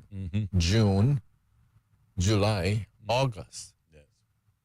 I don't get it. Has to be much more to it than that. Well, clearly, again, why wait so long? Why wait to tell the public about it now? I guess perhaps one concern could be, I don't remember when the Lebanese Scott High School took its break for summer, but arguably that happens usually the first weeks of June. So one would assume they were already on summer break. But as usual, these reports get released. The government chews on it for a while. They make decisions as to how they are going to proceed. Then they release it on the public so that the government isn't caught, quote unquote, with their shorts down by their ankles. So I guess that might be one of the reasons. Another in the news topic that we picked up on today, what we thought was good news for Cayman's future renewable energy growth and potentially could lead to future lower utility bills. CUC and OFREG agree on a path to future solar generation. The utilities regulator and CUC have come to an agreement that will avert the need for the utility provider to invest in more fossil fuel burning generators, but instead will pave the way for the provision of firm power, as is a requirement under their existing license, to be generated from renewable energies such as solar. And of course, that relates to the present open competitive bid for 22.5 megawatts of dispatchable solar, which was issued by OFREG on the 3rd of July. And also it allows CUC to revise its previous certificate of need. This time, the deadline is the 5th of September, again, with securing the goal of presenting Cayman's future for future generation needs of electricity to come from renewable energies and not diesel-fed generators that clearly pollute the environment. We also reminded you of nominations for the Stingray Tourism Awards. They are open right now, and you can log on to surveymonkey.com/R as in Robert /Stingray Awards, and you can nominate persons for awards and recognition for their contributions to outstanding service in the industry. The awards, now in their 22nd year, celebrate people working in the hospitality industry, including the accommodation sector, the restaurant sector, the water sport and transportation sector, for their contributions. And there are awards in a number of categories, including Employee of the Year, Rising Star of the Year, and Manager of the Year. The deadline for nominations is Friday, the 22nd of August. And looking ahead to what we have planned for you next week, we begin our week on Monday by hosting the president, El Jefe himself, of the Cayman Islands Football Association, Mr. Alfredo Whitaker. He'll be in studios again, I think, in part as a follow-up to a series of discussions we had back in June that asked the question, what's it going to take for the Cayman Islands to build a World Cup level national football program? Certainly El Jefe, Mr. Whitaker, will be responding to some of the comments and recommendations made by our two former guests, as well as, I'm sure, interjecting a few of his own thoughts as well. Then on Thursday, we continue with the round ball, soccer that is, and talk about a new football league that will be kicking off next Sunday. I believe it's going to be played at the Ed Bush Stadium in West Bay. We will have in studios Coach Roy Huda Ebanks from West Bay. You will certainly know him from the Future Football Club and a previous guest on the program, somebody who has been actively involved in the sport of football for many, many years and has made some tremendous contributions to the sport, to the development of current as well as former national team players. And certainly we look forward to chatting with him about that new program. And Ellio, we also have something going on Wednesday. Yeah, the Candidates Forum continues. We've been doing the Candidate Forum now. We've had a couple of interviews, starting off with Mr. Crystal Gomez, followed after that with Mr. Sterling Dween. And then yesterday we had Mr. Jordan Rivers. Well, next week, Wednesday, which seems like tomorrow, next week, Wednesday, is going to be none other than Mr. Craig Frederick, who ran in Georgetown South, against who is now Deputy Premier, the Honorable Gary Ratti. And, of course, that should be a wonderful discussion. And I will say that we are reaching out to other persons. And if you missed the program yesterday, we also got some numbers from Mr. Jordan Rivers in terms of some of his competitors. We're going to be reaching out to them as well. As my colleague has mentioned, we're even going to reach out to Mr. Dan Scott, the leader of the CINP. Right. Again, whether these persons I wouldn't say acquiesce, but whether those persons accept the request remains to be seen. But either way, we're going to make sure and go ahead and invite everyone who ran in the last election and in one way, shape, or another would be under the category of unsuccessful. Right. We believe that all those persons have made a wonderful, significant sacrifice, and I think they deserve to be heard. And I think that's about it. All right. Want to encourage you, next week, Wednesday, right here, Mr. Craig Frederick from Georgetown South. Outstanding. We look forward to that conversation taking place. And as always, we encourage our listeners to have their ears on for that. We started off our day today, though, celebrating. They say the fifth time is the charm. How does that song go again, Ellio? 1 out of 5 ain't bad. That's right. There you go. Know where I took that one from. Wait for our Christmas album. I tell you, you're going to not want to miss it. They're going to fly off the shelves. But yeah, for the fifth time, last night we were promised thunder showers, and this time I can gladly say we were not disappointed. Rain started to fall in Grand Cayman last night, and even better, it continued on throughout the day today. And arguably, more rain is in the forecast for tonight. We need it. Though I can't say whether it's going to be thunder showers or not, but hey, they've satisfied me by at least, having it be thunder showers at least one time in 5. So no complaints to the National Weather Service today. But I will say, though, on this one, now news coming from the Mosquito Research and Control Unit, MRCU. Sorry. You know, just when you think you kicked this cough, and then it just comes right back on. I'm ready to say it's not the cough, but it's the coughing that takes you away. That's right. It's not the cough. So as long as you're coughing, you're still alive. MRCU has warned, in particular, pet owners that recent heavy rains and high tides have led to a surge in mosquito numbers across Grand Cayman. Tell us about it. Crews have increased both aerial and ground spraying to bring mosquito levels back down, the unit said in a press release. Right now, we're in the middle of one emergence, and another is expected to begin around about the 15th of August. And following Saturday's downpour that left water pooling in areas that were previously dry. More than 3 inches of rain fell in parts of Georgetown on Saturday, the 2nd of August, flooding roads and some properties. MRCU said its teams were working extended hours to target adult mosquitoes, the ones that bite, and treat standing water to prevent larvae from hatching. They specifically released warnings to pet owners about the black salt marsh mosquito, currently the most prevalent biting mosquito, which they say can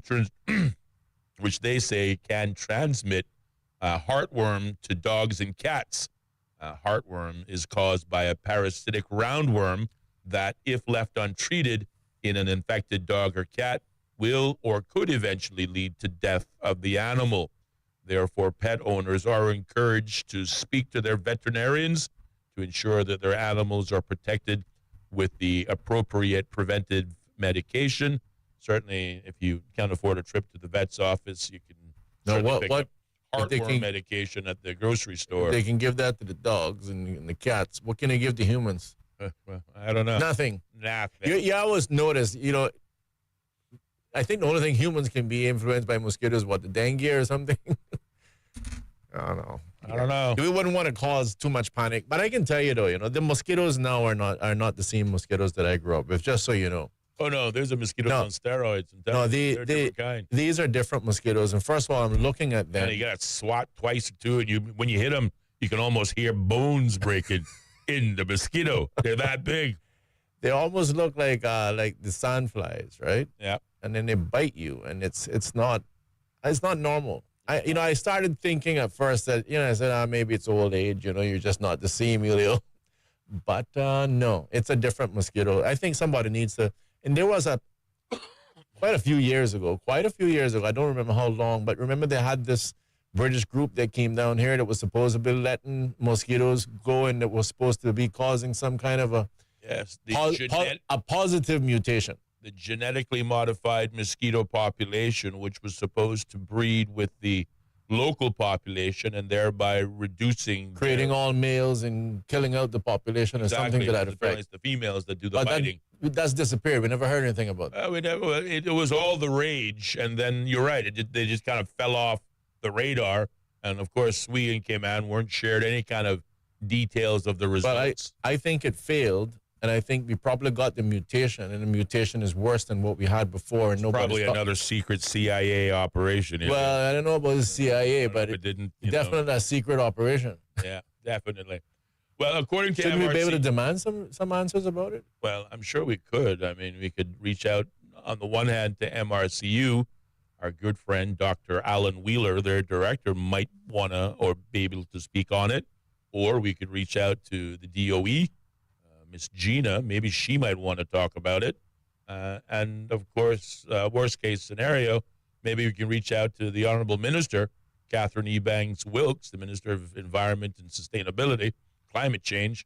Maybe she might have some information. And in particular, I think of Minister Catherine because one of the things she was rather renowned for was dropping the bomb on previous administrations for previously, closely guarded secrets. Mm-hmm.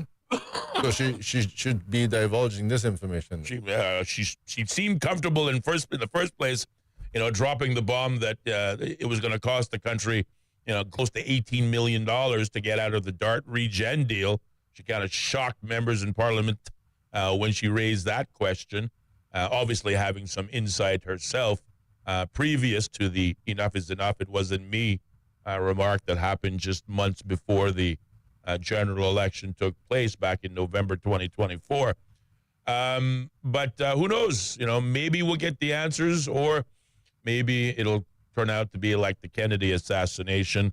One day in the future, our children will learn the report of what really happened with the genetically modified mosquito project that was held in the Cayman Islands. Well, speaking about getting information, I would like to let everyone know that I went ahead and submitted my FOI, my requests for via the Freedom of Information. Very good. I think I have enough time to read my piece and the response so far. Well, let me just wrap up this go ahead. story and then Wrap give it it up. to you. There's been, according to MRCU, a significant increase in mosquitoes this year compared to last year. And if anybody has been strolling outside over the last few months, you'd know this statement to be true. Mosquito trap counts are averaging 13.9 mosquitoes per night in 2025 compared to 5.8 in 2024. There have been 23 nights so far this year with high mosquito counts, MRCU said. That level was only seen 4 times last year. So whether it's something in the environment, something in the air, or what, but there are more mosquitoes in 2025 than there were in 2024. So and I thought to myself, well, while visitor, both stayover and cruise numbers are down, the visitors and mosquito numbers are soaring. Anyway, pardon the pun. Ellio? So much to look forward to. So much to look forward to. Yeah. It's a bit like, I don't know what's wrong with my headset. Maybe it's just the short or something. Maybe. But either way, I wrote, Dear Information Officer, pursuant to the, and this is, well, I guess it'll speak for itself. Dear Information Officer, pursuant to the Freedom of Information law, I respectfully request access to the following information. 1, all documents and records relating to the investigation conducted by the Commission for Standards in Public Life into the loan of U.S. $1.6 million from Mr. Wayne Panton to Ms. Sabrina Turner, including but not limited to complaints received, internal communications, investigation files, findings, decisions, and correspondence. 2, any registers of interest, declarations of conflict of interest, or related information submitted by the public officials involved. 3, any relevant minutes or records of commission meetings and addressing the matter. If these records are available in electronic format, I would appreciate receiving them via email. If there are any fees associated with this request, please inform me in advance. If my request is denied in whole or in part, please provide a written explanation specifying the exemption relied upon, along with instructions for internal review and appeal as provided by the FOI law. Thank you for your attention to this matter. I look forward to your response within the statutory time frame of 30 days. And in addition to that, I got a response back. Let me see here. That was sent at 9:27. There was an immediate response that came talking about the fact that the office was busy, but finally someone responded specifically to that request. Dear Mr. Solomon, thank you for your Freedom of Information FOI request received today, 7th of August, 2025. This is to confirm that we have received your request and it is currently being processed in accordance with the Freedom of Information Act 2021 revision. We will respond to your request within the statutory time frame of 30 calendar days unless an extension is required under the Act. If any clarification is needed or if any exemptions apply, we will contact you accordingly. If you have any questions in the meantime, please feel free to get in touch. And again, of course, I want to thank them for that quick response. And this is just for utmost clarity, the Freedom of Information request that I said I would be doing in relation to this loan of $1.6 million from Mr. Wayne Panton to Ms. Sabrina. Let's see if we can get all the facts and figures as to exactly what transpired.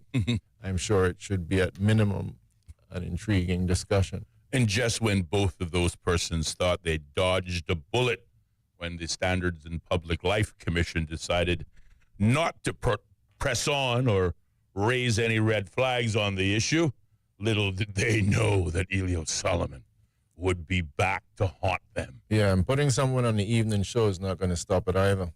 Nope, not at all. Not in the least. 27 minutes past the hour of 6 o'clock is the time in studios as the clock I did have down. someone send me a text, which of course carries me back to one of my favorite arguments. You know, some of these environmentalists, some of these persons that have come here, and I have stated this on numerous occasions. On the heel of what I just talked about in Jamaica, you've had these persons that come here and their whole intentions, and I'm not making this up, I have the written evidence to prove it, that they want to preserve this island to be for themselves, for retirement purposes, the way they found it.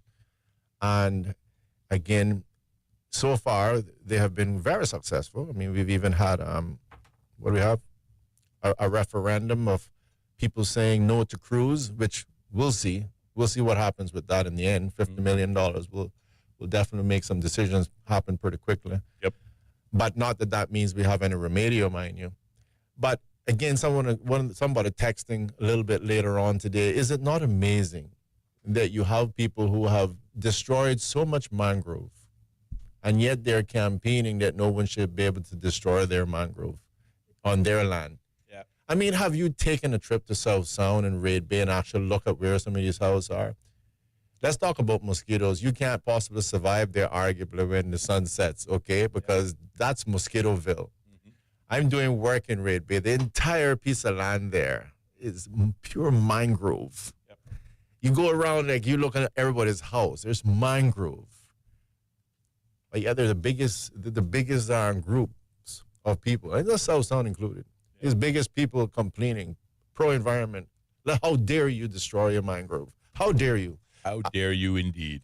Great discussions. Now that they've built their house, they can say, listen, we built our house, now we want to keep the riffraff out. What's that saying? Save the environment. Of all my mother's children, I love myself the best. Now that I have food to eat, to hell with all the rest. That's right.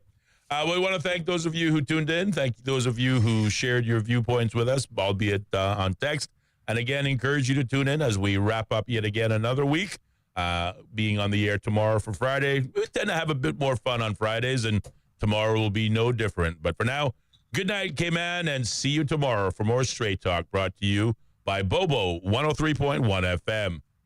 The home of the BBC World Service, the most trusted news source in the world. This is Bobo 103.1.